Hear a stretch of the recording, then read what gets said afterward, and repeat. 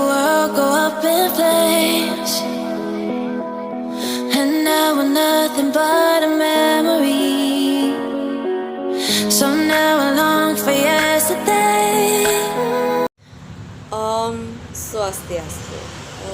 Terima kasih atas waktu yang diberikan kepada kami kelompok 2 untuk hari ini mencoba memaparkan materi terkait status hukum internasional dalam hukum nasional serta teori dasar kekuatan mengikat keberlakuan hukum internasional. Sebelum saya lanjut ke pemaparan, izinkan saya memperkenalkan diri. Nama saya Ayu Erlan Kirana.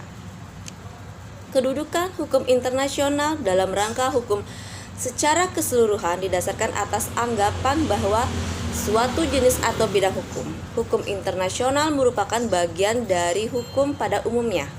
Hukum internasional sebagai suatu perangkat ketentuan dan asas yang efektif yang hidup di masyarakat dan karenanya mempunyai hubungan yang efektif dengan ketentuan atau bidang hukum lainnya.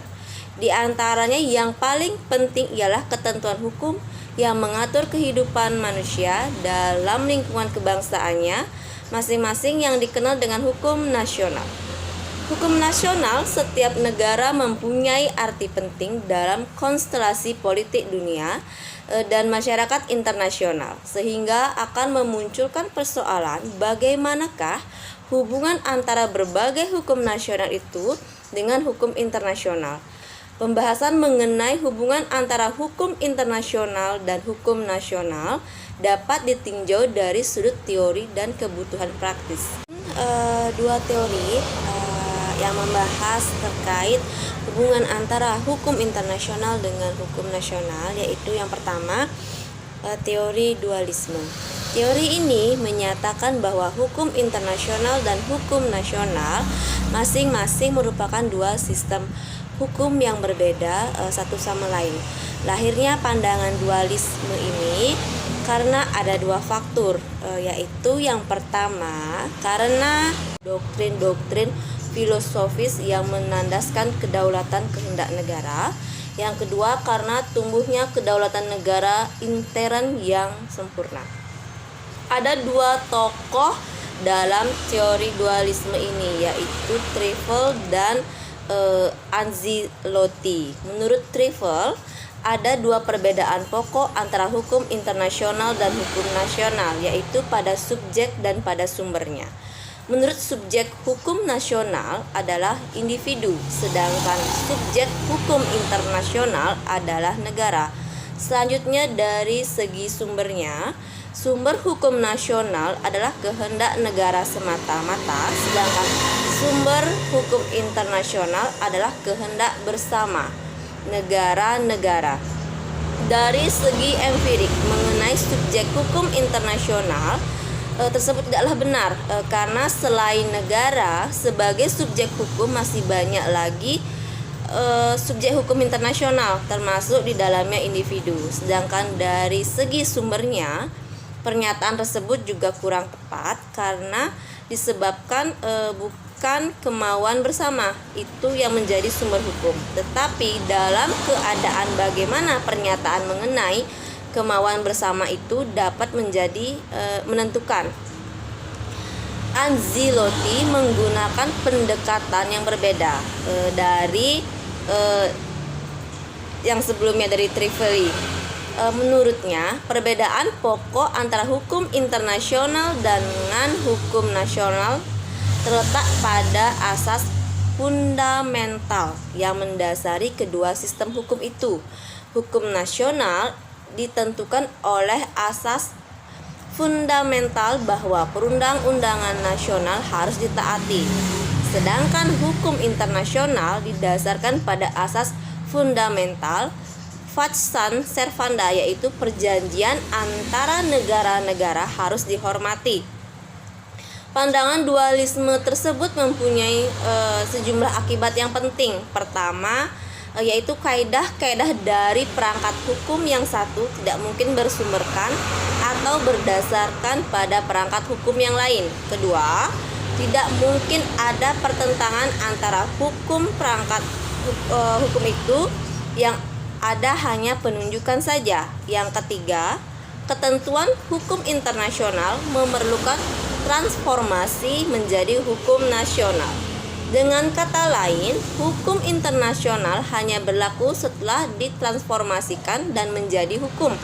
Keberatan terbesar dalam teori dualisme ini adalah pemisahan mutlak antara hukum nasional dengan hukum internasional tidak dapat menerangkan secara memuaskan kenyataan bahwa dalam praktek sering hukum nasional itu tunduk atau sesuai dengan hukum internasional. Kedua yaitu teori monisme. Para penulis modern yang menganut paham teori monisme terutama mendasarkan pendapat mereka atas analis ilmiah terhadap struktur intern sistem hukum itu. Mereka memandang semua hukum sebagai satu kesatuan tunggal dari peraturan hukum yang mengikat negara-negara, individu ataupun kesatuan bukan negara. Menurut pandangan mereka, ilmu hukum adalah lapangan pengetahuan yang disatukan, dan karena itu masalah yang menentukan adalah apakah hukum internasional benar-benar merupakan hukum atau tidak. Apabila diterima bahwa hukum internasional itu benar-benar hukum, maka tidak mungkin disangkal bahwa kedua sistem hukum itu merupakan bagian dari ilmu hukum yang disatukan itu. Para penganut monisme berpendapat bahwa kedua sistem hukum tersebut karena merupakan sistem peraturan hukum, merupakan bagian-bagian yang saling berkaitan pada satu struktur hukum. Akibat dari pandangan ini adalah bahwa antara keduanya mungkin ada hubungan hierarki. Persoalan hierarki antara hukum internasional dengan hukum nasional inilah yang melahirkan dua pandangan yang berbeda. Dalam aliran atau teori monisme berkenaan dengan masalah penekanan atau pengutamaan. Satu pihak menyatakan monisme dengan pengutamaan atau primat hukum internasional. Menurut pandangan monisme dengan primat hukum internasional, maka hukum internasional itu tidak lain adalah sebagai kelanjutan dari hukum nasional. Atau tidak lain adalah bahwa hukum internasional itu merupakan hukum nasional untuk urusan-urusan luar negeri. Ini berarti bahwa hukum internasional itu bersumber pada hukum nasional. Alasan utama dari pandangan ini adalah bahwa tidak ada satu organisasi di atas negara-negara yang mengatur kehidupan negara-negara di dunia ini. Kemudian dasar hukum internasional yang mengatur hubungan internasional adalah terletak di dalam wewenang negara-negara untuk mengadakan perjanjian-perjanjian internasional. Jadi wewenang konstitusional. Menurut paham monisme dengan primat hukum internasional, maka hukum nasional itu bersumberkan pada hukum internasional, yang menurut pandangan ini merupakan suatu perangkat ketentuan hukum yang hierarkis lebih tinggi. Menurut paham ini, hukum nasional itu tunduk pada hukum internasional, dan pada hakikatnya kekuatannya mengikat berdasarkan suatu pendelegasian wewenang dari hukum internasional. Paham monisme dengan primat hukum internasional ini pun tidak luput dari kelemahan.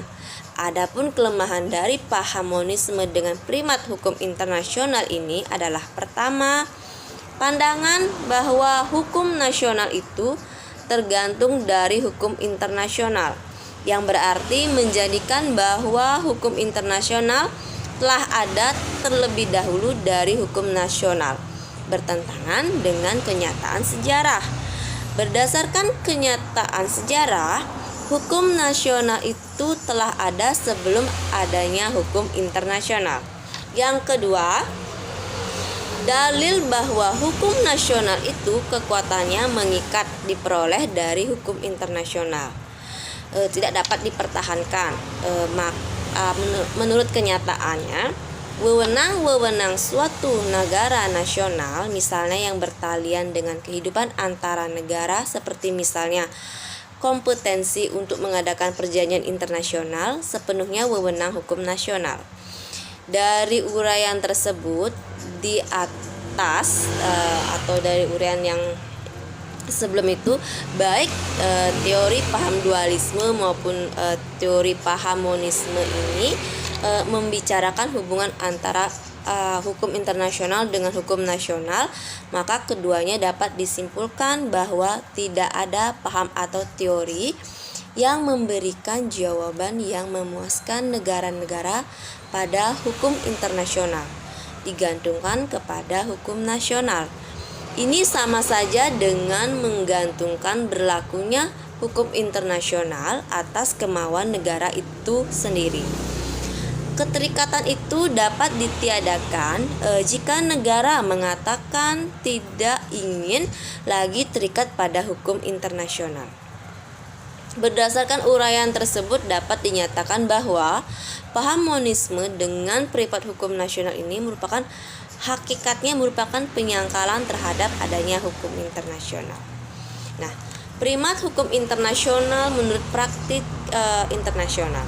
Praktik internasional memberikan cukup bahan atau contoh bahwa pada perkembangan masyarakat internasional dewasa ini, hukum internasional cukup memberikan kewibawaan terhadap hukum nasional untuk mengatakan bahwa pada umumnya hukum internasional itu ditaati, dan pada hakikatnya hukum nasional itu tunduk pada hukum internasional. Beberapa contoh yang dapat diangkat untuk membenarkan pernyataan ini adalah: pertama, pada umumnya negara-negara di dunia ini saling menghormati tanpa batas yang memisahkan mereka satu dengan yang lainnya. Hal ini menunjukkan bahwa negara-negara menaati hukum internasional mengenai batas-batas wilayah negara sebagai suatu hukum yang mengikat dirinya pada atau dalam pergaulan dengan negara lainnya. Contoh yang kedua yaitu pada umumnya negara-negara menaati kewajiban-kewajiban yang bersumber pada perjanjian internasional. Perjanjian internasional ini merupakan bagian dari hukum internasional.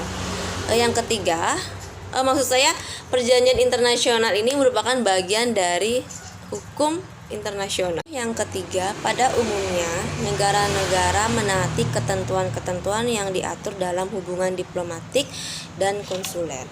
Dan ini juga merupakan bagian penting dari hukum internasional. Ketentuan-ketentuan tersebut antara lain mengenai kekebalan diplomatik, hak-hak istimewa diplomat, juga tidak dapat diganggu-gugatnya gedung perwakilan. Yang keempat yaitu perlakuan terhadap orang asing dan hak milik asing pada umumnya juga mendapatkan perlindungan dari negara-negara. Dan hal seperti ini memang diatur oleh hukum internasional. Hubungan antara hukum internasional dengan hukum nasional menurut hukum positif beberapa negara. Pertama, Inggris menganut suatu ajaran bahwa hukum internasional adalah hukum negara. Ajaran ini dikenal dengan nama doktrin inkorporasi. Doktrin ini mula-mula dikemukakan oleh ahli hukum terkenal yaitu Blackstone dan dikukuhkan antara abad ke-18 sampai dengan abad ke-19. Dalam pertumbuhannya, doktrin ini mengalami beberapa perubahan dalam arti tidak lagi diterima secara mutlak. Di sini, di dalam memperlakukan hukum internasional ke dalam hukum positif harus dibedakan antara hukum kebiasaan internasional dan hukum internasional yang tertulis. Sepanjang mengenai hukum kebiasaan internasional, doktrin inkorporasi ini berlaku dengan dua pengecualian, yaitu bahwa ketentuan hukum kebiasaan itu tidak bertentangan dengan suatu undang-undang, baik yang lebih tua maupun dibandingkan. Kemudian sekali ruang lingkup dari suatu ketentuan hukum kebiasaan internasional ditetapkan oleh mahkamah yang tertinggi, maka semua pengadilan terikat oleh keputusan itu. Sekalipun kemudian terjadi perkembangan suatu ketentuan kebiasaan internasional yang bertentangan. Mengenai hukum internasional yang bersumberkan perjanjian internasional, dapat dikatakan bahwa pada umumnya perjanjian-perjanjian yang memerlukan persetujuan parlemen memerlukan pula pengundangan nasional. Sedangkan yang tidak memerlukan persetujuan parlemen dapat mengikat dan berlaku langsung setelah penandatanganan dilakukan.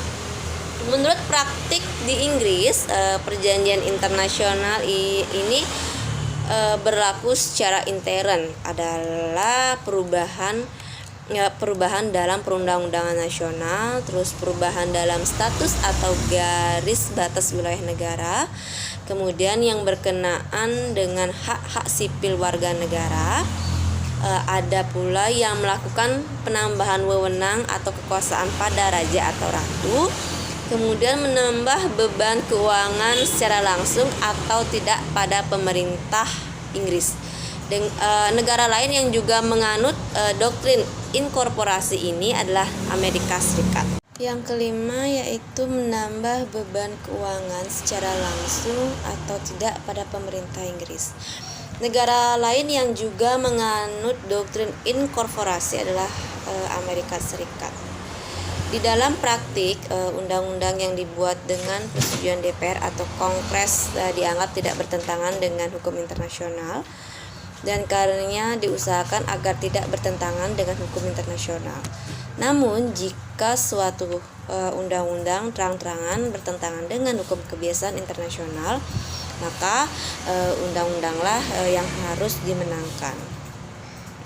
Dalam hubungannya dengan perjanjian internasional, jika suatu perjanjian internasional tidak bertentangan dengan konstitusi dan termasuk perjanjian yang berlaku dengan sendirinya, maka isi perjanjian yang demikian dianggap menjadi bagian dari hukum yang berlaku di Amerika Serikat tanpa memerlukan pengundangan melalui perundang-undangan nasional. Sebaliknya, perjanjian yang tidak termasuk golongan yang berlaku dengan sendirinya baru dianggap mengikat pengadilan di Amerika Serikat setelah adanya perundang-undangan yang menjadikannya berlaku sebagai hukum. Dalam konstitusi modern ada kecenderungan untuk mencantumkan secara tegas bahwa hukum internasional merupakan bagian dari hukum nasional. Sebagai contoh adalah ketentuan yang ada di dalam Undang-Undang Republik Federasi Jerman. Ini sebelum bersatunya kembali dengan Jerman Timur menjadi satu Jerman. Pasal 25 undang-undang tersebut menyatakan bahwa ketentuan-ketentuan hukum internasional merupakan bagian dari hukum nasional Jerman. Contoh lainnya yaitu Prancis. Menurut Undang-Undang 1958 pasal 5 itu menyatakan bahwa traktat atau perjanjian internasional lainnya yang telah disahkan atau diterima menurut undang-undang mempunyai kedudukan yang lebih tinggi dari undang-undang nasional. Mulai sejak berlakunya perjanjian itu dengan ketentuan bahwa pihak lain juga melakukannya. Demikian pemaparan kelompok kami untuk materi kedua ini. Kami mohon maaf jika ada dalam pemaparan materi kami yang salah atau kurang baik. Dengan demikian saya tutup dengan para Santi. Om Santi Santi Om.